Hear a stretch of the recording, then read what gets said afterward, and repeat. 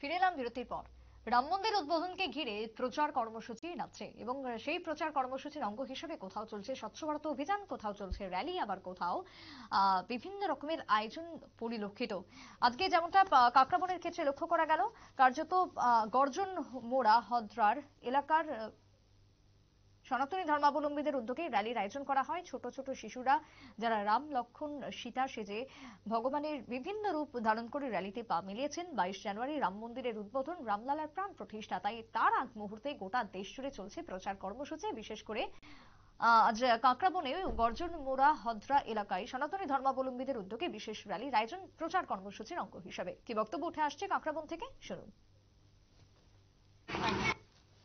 আজকে আমরা হদ্রা পঞ্চায়েত এবং গর্জনমোড়া পঞ্চায়েত মিলে আমাদের যে রামচন্দ্রজির 22 জানুয়ারি অযোধ্যা রাম মন্দিরের প্রাণ প্রতিষ্ঠা হবে, সেই উপলক্ষকে কেন্দ্র করে আমরা যারা হিন্দু ভাই বোনেরা আছি সবাই মিলে একতাবদ্ধ হয়ে আমরা একটা র্যালি বের করি।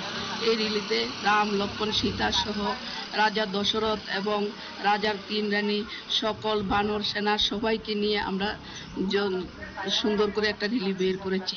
সবাইকে নমস্কার।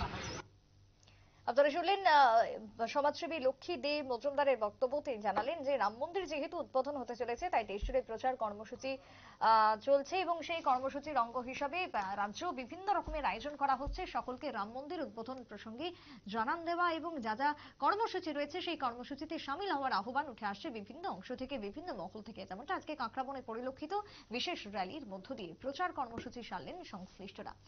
এখনকার মতো সংবাদ এই পর্যন্তই। পরবর্তী নিউজ এবং আপডেট দেখার জন্য চোখ রাখবেন শুধুমাত্র নিউজ ভ্যানগার্ডের পর্দায়। নমস্কার।